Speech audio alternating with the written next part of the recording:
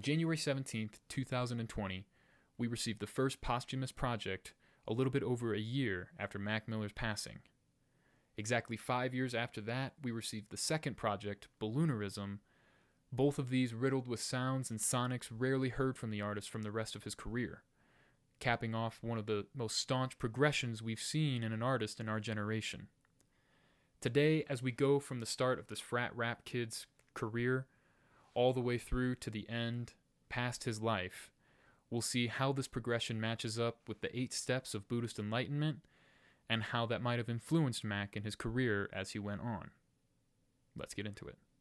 Now, it's worth noting that enlightenment in this context does not mean being an all-wise monk and sitting on the top of a mountain and never coming to join the rest of the world. In fact, it's really more of balance. It's being one with harmony and in tune with yourself and judging things without prejudice and living a life without prejudice that's truest to your true self in general. The 8 steps that we're going through are not necessarily steps that are supposed to be taken in order, more so just steps to guide someone along the way, but often you'll notice one step is kind of dependent on completing the one before it.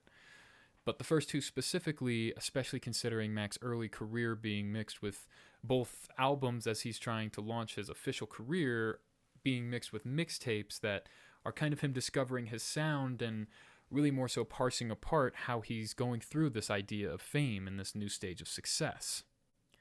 One thing that stands out about Mac, even from very early on in his career, is his humility and his desire to simply make good music. Alright, look, man, yeah, I got projects, Jeff and I are working on 92 Till Infinity, and I think, we actually planned a release date because that's going to kick off something else, and I'll tell you guys about that later, but you won't stop hearing from me, ever. I'll have music out always. I always put out music. I have like 500 unreleased songs in the bag, so I can drop music at will. So that's never a question, You can tell in his interviews and through his albums that, make no mistake, he definitely has a desire to make a lot of money in order to make a career and also to support his friends and community back in Pittsburgh. But nevertheless, most of what he talks about is the desire to make good music. That's really all he ever wanted to do, and as we continue to go through this, that becomes more and more apparent. But in his early years, we're basically starting at step 0. Think of this as anything with Easy Mac or all the tapes including Kids that led up to Blue Slide Park and includes Blue Slide Park. Considering that's his first album, I feel like this is Mac kind of figuring out what this whole new world is going to be. He had fame before he had even graduated high school, and he was beginning to make mixtapes pretty much as soon as he could get his hands on a computer. Now, as he goes through this step 0 and comes to this Blue Slide Park time, it gives him everything he wants. This is now his full-time career, and he makes enough money to hire his friends to be his entourage and come along the world with him. But almost immediately after Blue Slide Park, we get into step 1, which, for us, is going to start with the right resolve. Now, while technically the right resolve is the second listed of the 8 paths to enlightenment, I feel like Mac, being the different kind of person and energy that we've come to know and love, kind of fits perfectly considering he starts with this as opposed to the first one. The right resolve is really just the desire to be relieved of suffering, while the first step is the acknowledgement and the understanding that there are certain things that lead to this. I think starting with this really is symbolic of Mac and his career. Even when he didn't know what demon he was fighting, he knew there were demons and that he wanted to be free of them. And in this, it's really the time when all you have to do to attain this right resolve is to contemplate the fact that life is going to end with death. There's going to be pain and there's going to be joy, and all of that pain and joy is really impermanent. The right resolve is really surrounded in this idea of samsaric experience. Samsaric really just representing the circle of life and death and reincarnation that Buddhism is well known for. This idea of life and death and it being impermanent is something that we see first on his album Watching Movies with the Sound Off, the first album that follows Blue Slide Park, that being stage 0, the next album being one that's very much darker and riddled with ideas of Mac contemplating death and the idea of these addictions that he'd been toying with since Blue Slide Park gave him the access to fame and money and time and experience to do all these things, we see him going through these and really contemplating the fact that he's knowledgeable now of everything that can be still dark while attaining everything that he wanted. This phase of resolve is one where he's constantly talking about the idea of his dad not recognizing his own voice, and the sounds of Blue Slide Park being uplifting and party anthems that got him the label of frat rap are almost completely replaced with psychedelic and trippy sounds and music that, even without any lyrics, you can tell there's a staunch difference between this and his first album.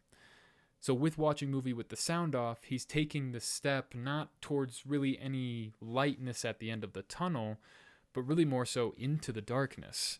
If you just listen to Blue Slide Park and then Watching Movies with the Sound Off, you would think it was almost two completely different artists, or at least that the albums were years apart.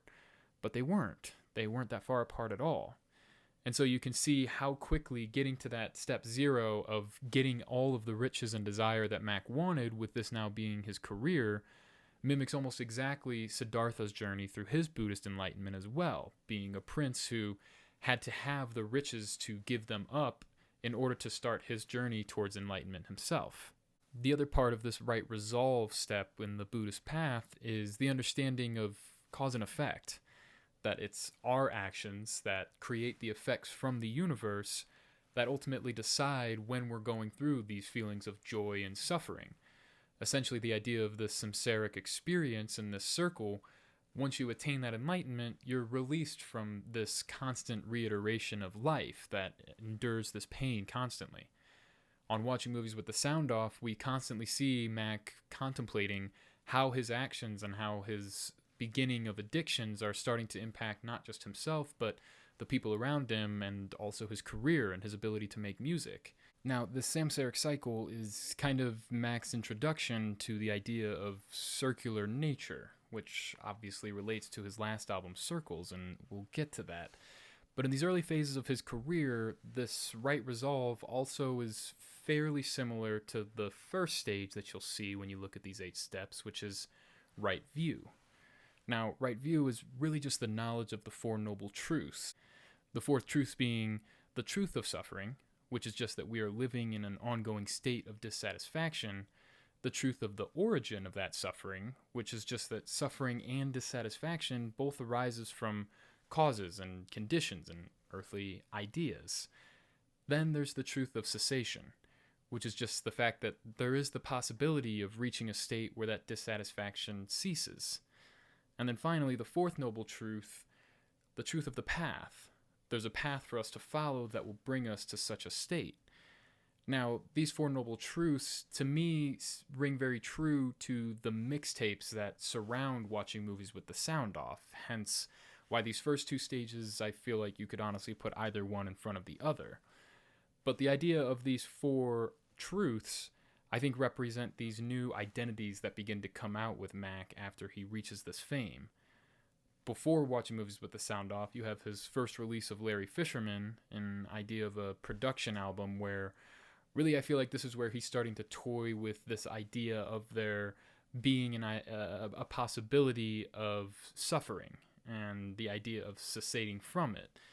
It's just sounds, and it's just him kind of starting to begin to understand that these 4 truths do exist.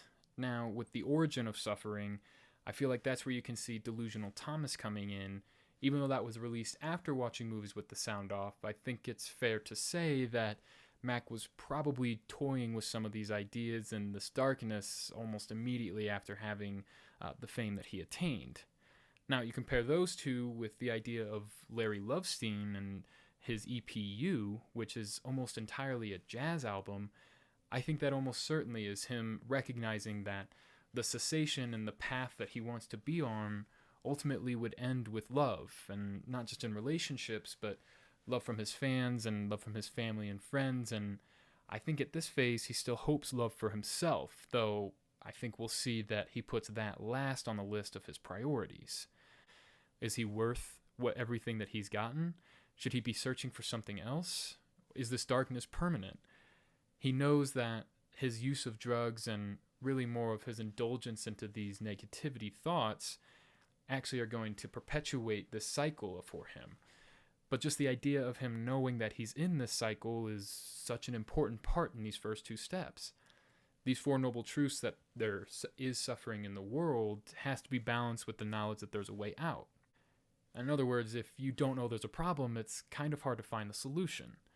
And Mac does a great job in these mixtape eras and then with watching movies with the sound off at introducing us to this idea that he is now conscious and awake to these things.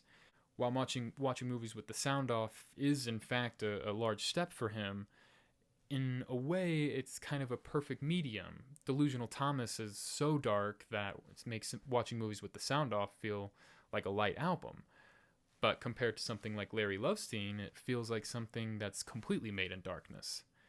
When in reality, watching movies with the sound off is likely one of the most balanced that we hear from him, where you see him toying and struggling with some of these negative thoughts and dark ideas, but also still holding on to the grip of lightness and even having some of his friends around to go along there with him.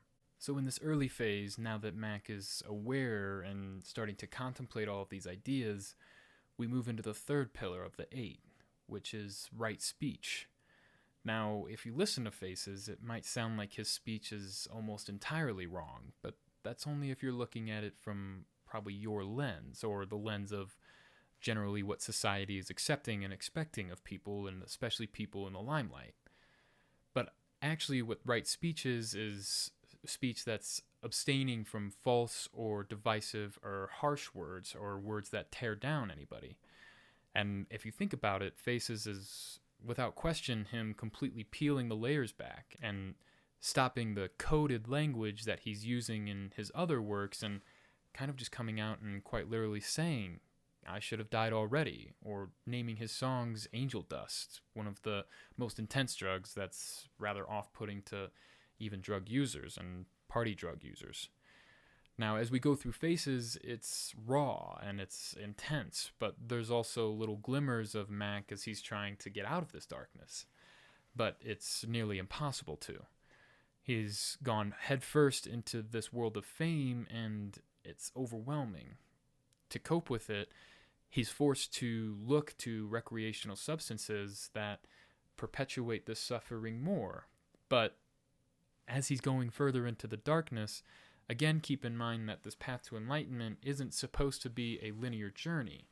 It's supposed to be hard because life is. And as Siddhartha was on his path to enlightenment, surely it's fair to expect that as he's meditating under a tree and living off a grain of rice and a drop of water, some days were harder than previous ones and some days were easier than previous ones.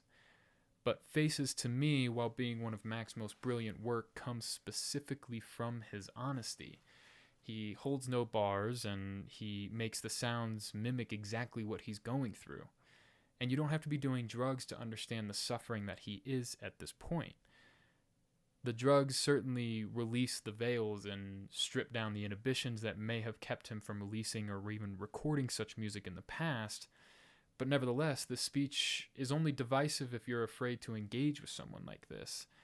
In reality, I think it's more unifying in its idea of, I'm going through this, instead of hiding it from you, come with me, not in doing the same actions as me, but in stripping away our hiding from our worst parts of ourselves. I don't think if he had not made Faces and not released it, or at the very least not gone through this part of his life, we wouldn't have been able to graduate to his more mature and enlightened works down the road. There's plenty of parts in Faces that certainly are hard to listen to if you love him, and it might feel like he's harsh towards himself, and that's probably because he is. I wouldn't say he's perfected this right speech at this point, but I think it's one of the largest jumps and leaps that he makes in this area. The other portions of right speech are not participating in idle chatter being something that surely would lead to the tearing down of someone else. And if Mac continued to make music about surface level things, he might have begun to do something like that. But because he's so focused on himself, he makes nothing idle about this album. In fact, he's talking only about the things that are at the forefront of his mind at all times. So this right speech essentially gives him the truth within himself to continue this journey and get to the next step in these 8 pillars. Now, before we move into the next pillar, I think this is a perfect time to say, make no mistake, I don't count myself as a Buddhist expert, nor an enlightened person, nor someone who knew much about any of these 8 pillars before his next project, Balloonerism, was developed. Now, a few months ago, in January of 2025, when this came out, I myself, as a lifelong Mac fan, was, of course, very excited for it, and even in the rumored build-up to its release, I made sure to stay away from any leaks or any songs from that era that I hadn't heard before. I wanted to hear what this project sounded like from start to finish for the first time. And when I listened, I was very glad I did, because what I heard was an almost perfect representation of our next pillar, right action. And essentially what the right action is more than simply holding the intention of causing no harm to ourselves and others, but to ensure that what we are doing does not cause any harm to any sentient beings. And on Balloonerism, the beginning of the album starts with nearly 2 minutes of not hearing Mac's voice or any voice at all. In fact, the first one that we hear is SZA's, a prominent female voice, and something that we really hadn't heard in any of Mac's previous works. Certainly females and the ideas of them were sprinkled throughout it, but SZA comes on, and even one of her first lines is lamenting cocaine and its effects on people. You almost see an exact reaction to Faces by Mac himself when he says, "I'm trying to get free of these." And in my mind, the entire album, and especially the movie that accompanies with it, if you haven't seen it yet, really represents the struggle that Mac went through to attain this pillar. And as we go through, you'll see how this pillar constantly comes back as something that he never really masters. In my mind, it's kind of the reason why it comes after his death. Mac, for every other person in his life and for every fan that he had, would have taken any action he could to do what was best for them. But when it came to serving himself and taking the actions that most benefited him, he just never could quite get there. Nevertheless, Balloonerism is a huge development in his artistry, as you now see him, while talking directly and honestly about himself almost entirely on Faces, the song Colors and Shapes from Faces preludes what you see on Balloonerism, which is him observing the world outside of himself. On this album, you see him talking about stories of people that maybe he met in real life and maybe he didn't, but either way, he's beginning to think about the world and how other people are also going through the same phase as him. He talks about kids playing on a jungle gym, and in the video that accompanies it, you see those characters that he creates in his song actually get developed into something that matches the entire sound and sonic of the project as a whole. Now, again, this project was made almost at the same time as the release of Faces, but you also see his introduction to maybe consciously being a part of this journey towards enlightenment, considering he talks about Rick Rubin and how Rick Rubin's piano is literally the name of one of his songs. Rick Rubin being famous for his Shangri-La compound that Mac Miller would be a part of in some of his darkest days. Rick Rubin is known for his meditation and known to have monks and enlightened Buddhists and people of all religions to his spot in order for him to expand his own idea of consciousness and enlightenment. Progression on this album, it should be noted, isn't one of changing his actions when it comes to the drugs. It's changing the actions of how he lets those drugs perceive his reality. Whereas in Faces, there's much darkness and a lot of turmoil within him, quite literally on Balloonerism, you see him having conversations with friendly hallucinations. Not only that, but on a record like Stoned, you see him trying to relieve a woman of her pain. Maybe a woman he knows in real life, or maybe a feminine version of himself that just wants to put records on and get stoned.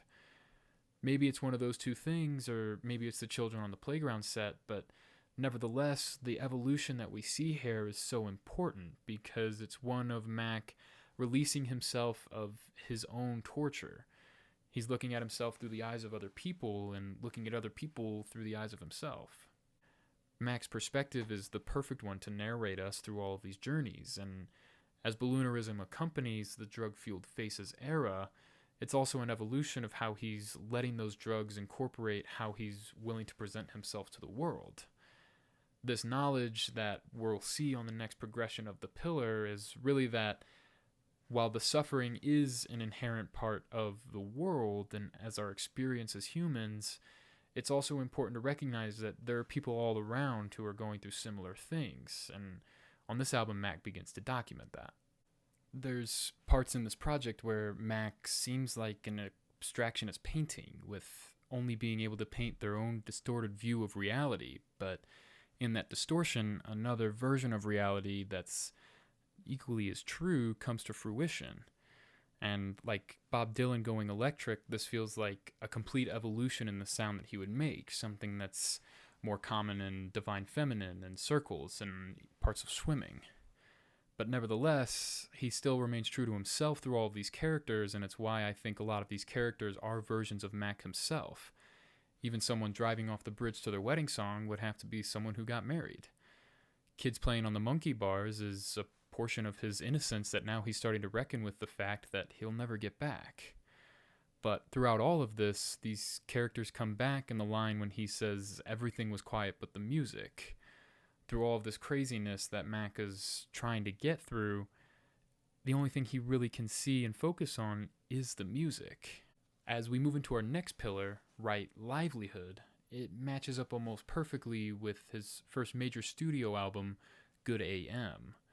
Now, Good AM is obviously him trying to say it's a good morning. He's, in a way, awakening from the drug-fueled era of Faces and Balloonerism, and even watching movies with the sound off that his fans and supporters had slightly worried about him.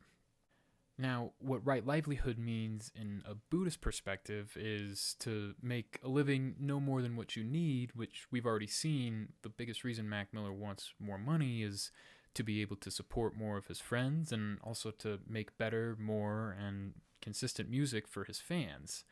Not only that, but he wants to make sure his tours and the fans who are spending their money to come see him have the best show possible. Like, I could just come out and just do whatever and then collect a check, but like I'm using a lot of this money to put into stuff for them, like better shows and like lights and cool stuff and good stuff for the album, you know. So I hope that everyone loves it. But make no mistake, you can't have a right livelihood unless you have a livelihood at all. So again, that matches up perfectly, considering his major label at this time, Warner Brothers, was one that he felt was rewarding him and giving him that livelihood to the level that he needed, while also giving him the freedom that he wanted to express himself in the way that he felt necessary. So with the major label behind him, he then was able to make his livelihood right, which is really just to say a livelihood that doesn't involve harming others. And on Good AM, even in the build-up to its release, he said that he's trying to make music and that he's aware of who his fans are. That was the other thing, though, is I started to see that was my thing. Mm-hmm. You know, like that's what I was being, what people were knowing me for. It was like, oh, Mac Miller, the guy smacked white boy, yeah. Like the dude that's always on drugs. And I was like, that's not tight. Yeah. You know what I mean? Like, especially like I got young fans. Like, I don't want to act like that shit is cool. And then it's disappointing to your fans when you go away for such a long period of time and they're like, dude, what is he doing? Yeah, and it's like, we love you. What are you know what I'm saying? Why you high? And like we love you. Why you high? I was gonna say why are you hiding? Why are you hiding? But I stopped and just said hi. I just said hi. And with that, he, instead of making only music that's dark and ominous, he balances the idea that, yes, I've worked hard and I've attained success, and you should also work hard and want these things that I can have now, like $100,000 or all of the braggadocious parts of this album. But there's another side that anyone who listens to the album in full is definitely aware of, which are the parts where he's quoting his brother's voicemails of Mac Miller missing time around the holidays with his family. It's one of the first warnings that we see from Mac of, if you live life like me and if you succumb to the darkness that's within all of us, it's the people around you that are going to hurt the most. On this album, we see Mac Miller gaining all of the necessities that he would need for the rest of his career to become the artist that he was when he passed. But more than anything, what we see is him recognizing that there's a balance between being proud of where you are while also learning from the mistakes you're still making. And by making an album all about that, he's bringing true this pillar of having the right livelihood. Moving into the next major release of Mac's career, we have one of the most surprising works that he put out, The Divine Feminine. And I think the reason why it's so surprising is because Mac feels so clear-headed and so light in this album. He's in love, and in love with life, more importantly. The entire album is a dedication to the pillar, the right effort, the next one in our set of 8. Now, the right effort means to diligently cultivate good qualities and to abandon non-virtuous thoughts and actions.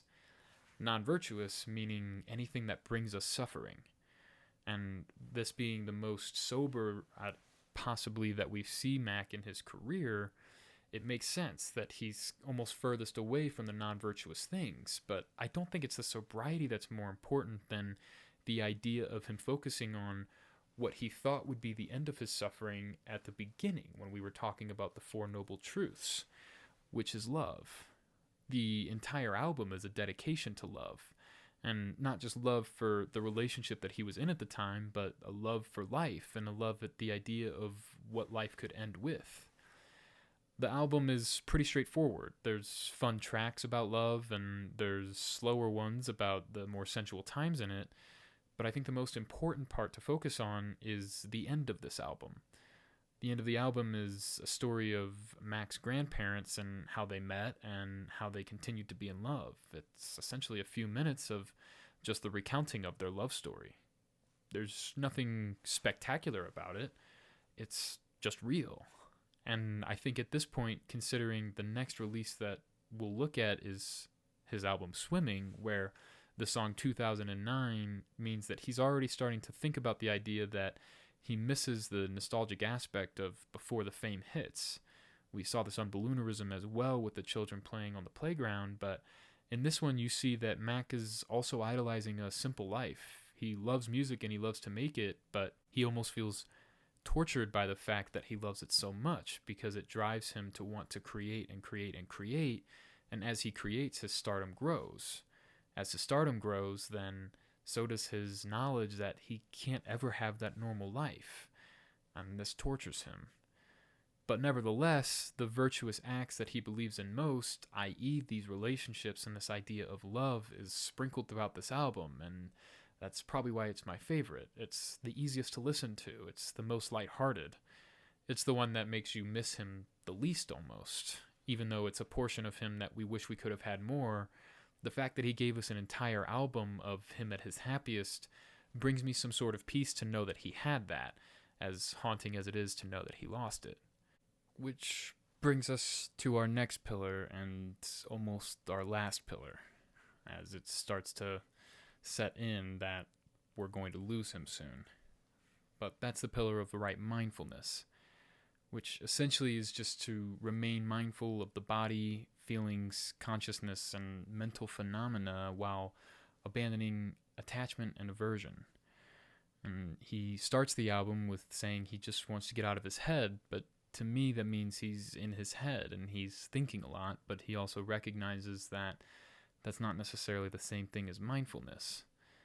The mindfulness is apparent on songs like What's the Use, where he's toiling with the drug use that he does and kind of going back and forth with the recognition that he both depends on them and knows he doesn't need them. These questions are apparent throughout the entire album, and so many of them are based in the fact that he's asking himself whether or not he has the ability to beat this. When we think of meditation and mindfulness, that's really all it is. It's being able to ask yourself questions. Simply put, it's just to be aware of what you're doing. How am I existing in this moment? How in the world am I existing in this moment? And how is the world around me existing in this moment?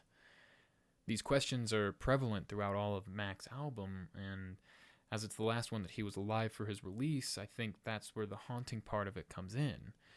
He's starting to ask himself these questions, and as the album comes to a close, you start to realize that he's gotten tired. He might be sleeping more, he might be sleeping less. It's not a short-term tired. It's an exhaustion that we all feel when the 5 or 6 years of life that we thought was going to be different at the beginning of the segment is now the same. The same issues in our relationships, the same issues in our jobs, the same issues in our finances, the same issues in our family, or the same issues in just death becoming more and more prevalent as we get older. As you age, you start to get tired of fighting and trying, and we all have our things that are exhausting us. And for Mac, while he had all of the money that he needed, while he had all the access to the world that he wanted, he was still struggling with this. Now, at this time, keep in mind, he's kind of recording both swimming and circles. They're starting to come together as a joint idea of swimming in circles, but on swimming specifically, on the song Perfecto, he says that he's treading water, and if he drowns, he doesn't care. He's in Hawaii and probably in one of his clearer states in his career, but still ends up with an indifference towards himself. Again, going back to the idea that loving himself and putting himself first is forever going to be the hardest part for Mac. Throughout the song Self-Care, you see that he's recognizing that he actually knows exactly what he needs to break himself out of this samsaric cycle of drug use and abuse. And on Wings, you see that he knows as he acts in these more virtuous ways towards himself, those walls that feel like they're closing in on him start to expand, and he starts to feel lighter and freer. But as we saw in Balloonerism, virtuous actions towards himself is something Mac would never really master. And as the album starts to come to a close, on songs like Jet Fuel and So It Goes and 2009, while I didn't pick up on them the first time I heard the album, throughout making this video and listening to all of his albums in a row, it's actually where I see Mac sounding the most tired. And again, the songs themselves are a little bit slower, but it's more in his acceptance of the fact that he's trying and he's going to keep trying, but while he's trying to tell himself he'll never run out of jet fuel, it almost sounds like somebody who's telling themselves that to try to trick their own brain into believing it. This album was probably underappreciated at its time, although it got the Grammy nomination. I think now that we look back on it, we can almost see Mac Miller circling the drain of his own thoughts while trying desperately to fight against them. It's like he spent so much of his energy trying to create everything for the world that he forgot to create anything for himself. Nevertheless, the album is incredible, and the reception to it now is that it's clearly one of his best works. And as you look back through his discography now, we see that it's kind of accepted that his progression was linear. It was consistently improving, or perhaps at least developing into different sounds that became something everybody could be approached with and approached towards. His mindfulness is almost literal in the Conversations Part 1 song, where he's looking at himself and trying to figure out how he got there. And then the album completes with the knowledge of, yeah, I fell off the wagon again, and maybe I'll get back. I have the jet fuel, and I'll do it, and I'll return to what I was supposed to be. But also the idea that maybe he won't. But nevertheless, I feel like what he really wanted to convey was that we can. We can answer our suffering with doing virtuous actions towards ourself. And while he's swimming in circles, the samsaric circle that the rest of us can break. And with So It Goes being both the last song on the album and one of the last songs that he posted on Instagram before his death, I feel like Mac in a way was accepting of the fact that this might be his end. But of course he wasn't done, and so he left something for us even after he was gone. A project that was nearly completed and brings us to our last pillar, which is the right concentration. Right concentration is the only one of these pillars that is based around the first 7, which is why it makes sense that it's the one that he never completed. In this way, it feels like while he did reach almost every stage of the Enlightenment, he almost left us with the one message that really matters more than anything. You can be virtuous and good towards everything in the world, but if you don't give yourself that same grace and that same attention, eventually it will catch up to you and you won't be there anymore to bring light to others. It's a haunting realization, but it's done in a way that's so beautiful on circles that it's almost impossible to ignore. The pillar right concentration, and the reason why it has to be built on the other 7, is because it really means to remain withdrawn from our senses and focused upon the object of meditation. And we can't focus on that meditation and practice it unless we've cleared ourselves of the other 7 pillars weighing us down. Mac does this throughout the album and is constantly accepting of the fact that, by the album title's name, he is going to be stuck in this cycle. He will have to repeat this circle. He subconsciously is understanding that he probably won't be able to break this samsaric cycle while he's on this life and in this turn around the earth. He's doing his best to avoid counterproductive and harmful non-virtuous actions, but he just can't seem to get there. Another large portion of this pillar of right concentration is the understanding that when we avoid these harmful thoughts and actions, we develop a stable mind. We create a situation where our mind isn't easily disturbed and can more naturally be directed in meditation. This is also a time when we see Rick Rubin returning in his life in a prominent way. Mac Miller goes to visit him in his Shangri-La studios, and you can see in this footage of Mac seeming clear-headed, but also being aware that he's not quite out of the woods. Circles as a whole feels like Mac is at peace with these demons, even though they're still there, something that is a big part of meditation. We meditate not to eliminate the stresses and the problems in our life, but to acknowledge them and then move past them. The only thing is, as Mac does this, the demons seem to begin to consume him again. Now, obviously none of this is literal and none of this is for sure, but the fact that much of this album is him talking about the darkest parts of himself over light sounds and sonics and synths and guitars that we haven't heard from him in the past on official releases, it seems like something of a graduation for him, a final graduation of sorts. Now, this album was 90% done when he passed, and John Bryan, who worked with him so much on Swimming, has a lot to say about this album. And he plays 5 or 6 things the first night, and I was floored because there was stuff that ended up on both albums. There was more hip-hop leaning stuff, and it was great and funny and personal. And after a couple of those, he'd go, I've got these art things I'm not sure what to do with. And, when he said something like that, I was all ears. I don't think there was a grand design. He liked the idea of there being connective tissue. But I think what is felt most is the album does feel stable. It feels whimsical and light and like it can float away in the breeze, but it also feels grounded. And I think that's one of the more torturous parts of this. It feels like Mac at his best when it's right before his end. Mac believed and approached every album as lifetimes. He always wanted them to be played front to back, and he saw them almost in the same way as other famous artists as eras of himself.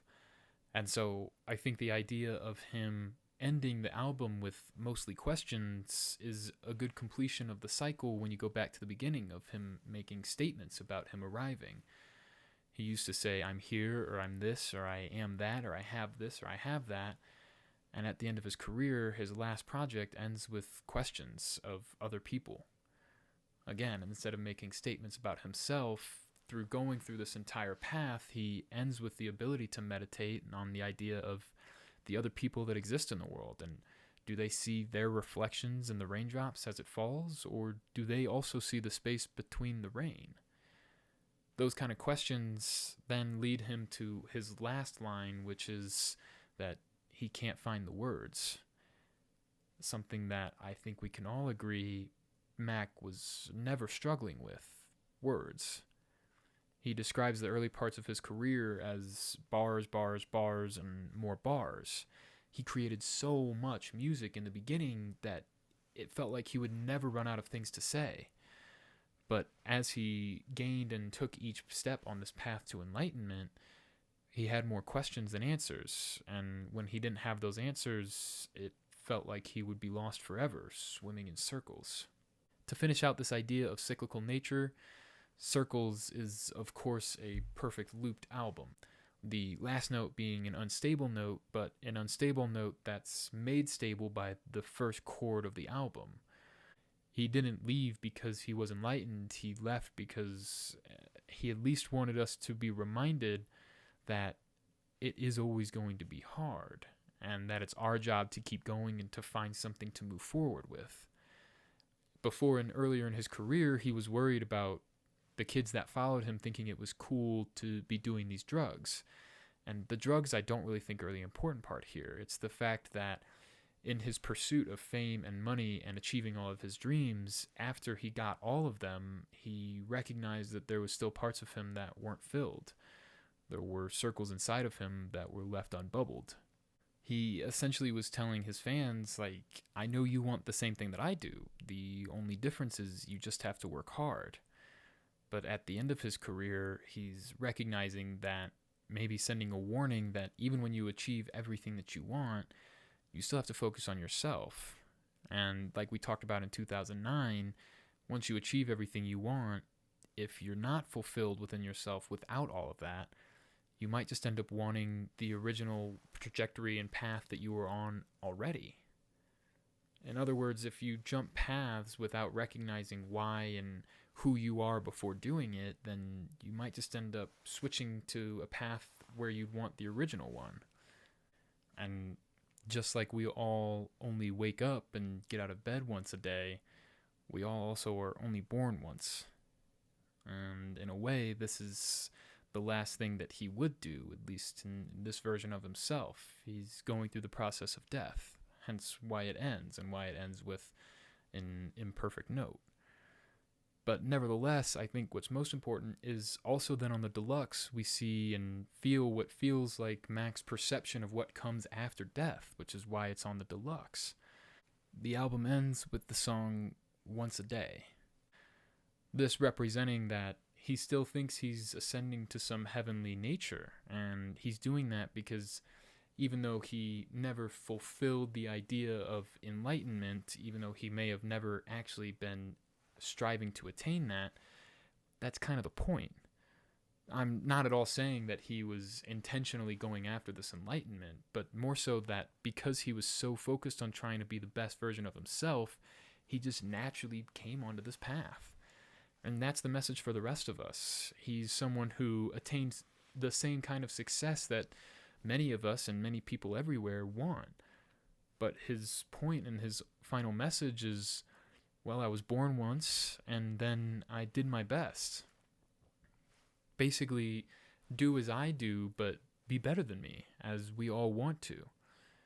Figure your own demons and reckon with them, because without that, you cannot be the strong force for others that you want to be. And if you don't want to be a strong force for others, then start with that.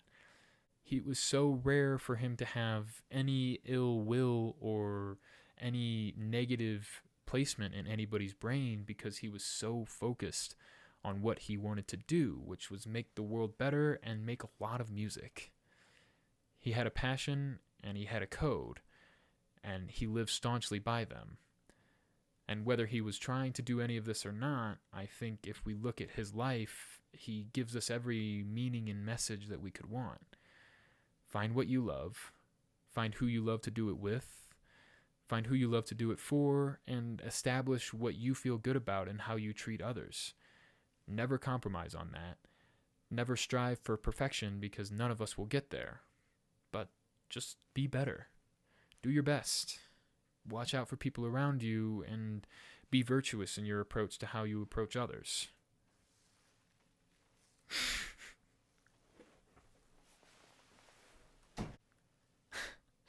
Nothing's ever perfect. And it's not supposed to be. Just keep trying. And if you feel like you've completed an album and you've completed a life cycle, that's great. Start the next one with all the lessons that you learned before. This path to enlightenment that, again, if you think of enlightenment as a monk sitting on the top of a mountain, none of us will ever get there. But if you think of it as a graduation from one phase in our life to the next, when you look at Mac's progression musically, it matches up perfectly with that idea. Stay true to yourself, do your best, keep growing, keep getting better, and know that if you're doing all those things, you're living as Mac would expect and want you to, and more important than anything, his opinion should be the last one that you think about. Instead, you should think about the people you interact with on a day-to-day basis, the cashier at the grocery store, the janitor at the office building, and the loved ones in your life. Like I mentioned, this was not supposed to be a dissertation on the 8 steps to enlightenment, nor was it supposed to be a dissertation on Mac's discography and the literal meanings of any part of it. All this was supposed to be was really me trying to process losing someone who it felt like I knew, but also I never interacted with. I am forever grateful for Mac Miller and his family and how they've handled everything since his death. It has not only made my life better, but pretty much everybody's life who I know who's encountered it. I think in this, what's most important is not to focus on these steps necessarily, or even Mac himself. It's just the idea that we can get better, and that's all we can do. I hope this has brought some illumination, or maybe some peace, or at the very least, entertainment for us. Feel free to check out my video from last week, which is on a completely different topic because music takes me in all different directions, so never expect 2 weeks to sound the same, but always know that it will start with music, it will end with life, or vice versa, and I'll always stay true to that. Thank you.